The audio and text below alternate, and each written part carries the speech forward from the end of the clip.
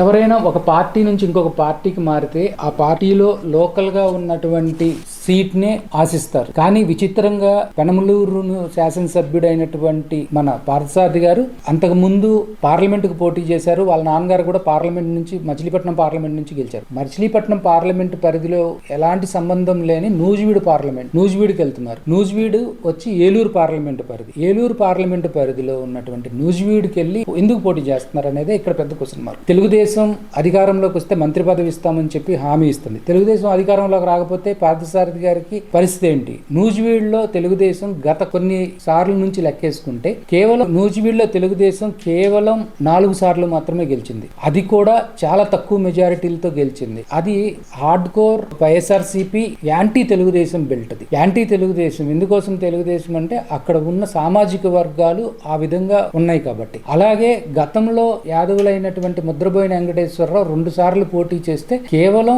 ఆయనకి 84,000 ఒకసారి 85,000 ఒకసారి వచ్చినాయి. సో డిఫరెన్స్ వచ్చి దాదాపు 5 నుంచి 8% డిఫరెన్స్ ఉండింది. 2009లో మాత్రమే గెలిచారు. అప్పుడు ట్రయాంగులర్ ఫైట్ వలన అక్కడ ఉన్న కాపు సామాజిక వర్గంలో ఎవరైతే ఉన్నారో వాళ్ళు ఎన్నడూ లేని విధంగా అక్కడ పిఆర్పీకి ఓట్ చేయటం వలన హైయెస్ట్ మెజారిటీ ఆఫ్ ఓట్స్ చీలింది. 2004లో కానివ్వండి, 2009లో కానివ్వండి, లేకపోతే అంతకుముందు మనం 94 ఎలక్షన్లో కూడా చాలా తక్కువ మెజారిటీతో తెలుగుదేశం గెలిచింది. 99 లాంటి వేవ్ లో కూడా. కానీ ఈ సందర్భంలో పెనమలూరుకి ఎందుకు వెళ్తున్నారు అనేది ఒక పెద్ద క్వశ్చన్ మార్క్. ఏంటంటే లోకేష్ ఎట్టి పరిస్థితుల్లో మంగళగిరిలో గెలిచే అవకాశాలు లేవు. మంగళగిరిలో లోకేష్ గెలవడు కాబట్టి సేఫ్ సైడ్ సీట్ ఒకటి కావాలి. అది పెనమలూరా హిందూపురమా అనేది ఒక చర్చ అయితే, హిందూపురం సేఫ్ సీట్ కాబట్టి లోకేష్ ఎట్టి పరిస్థితుల్లో అసెంబ్లీకి పంపించాలి కాబట్టి, అవసరమైతే బాలయ్యనైనా బయలు చేయాలి కాబట్టి హిందూపురం నుంచి బాలయ్యని తీసుకొచ్చి పెనమలూరు వేయొచ్చు, లేదా లోకేషే పెనమలూరు రావచ్చు. సో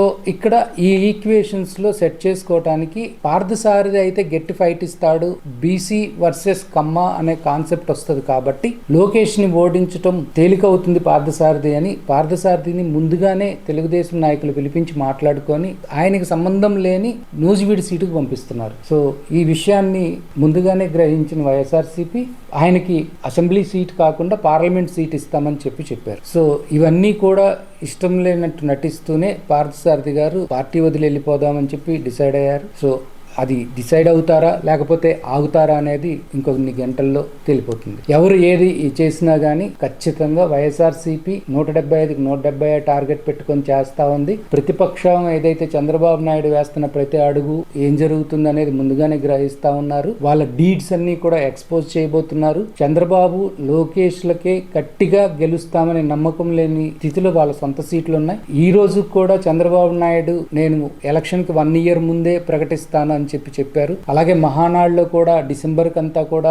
అభ్యర్థుల జాబితా ప్రకటించి ఎన్నికలకు వెళ్దామన్నారు. మళ్ళీ ఇప్పుడు సంక్రాంతి అంటున్నారు. సంక్రాంతి పోతుంది, మళ్ళీ శివరాత్రి కూడా వస్తుంది. సో అప్పటి వరకు కూడా ఎన్నికల్లో సీట్లు ప్రకటించే పరిస్థితి కనిపించదు. ఈ వీడియో కనుక మీకు నచ్చితే లైక్ చేయండి. మా ఛానల్ని సబ్స్క్రైబ్ చేసుకోవడం మాత్రం మర్చిపోకండి.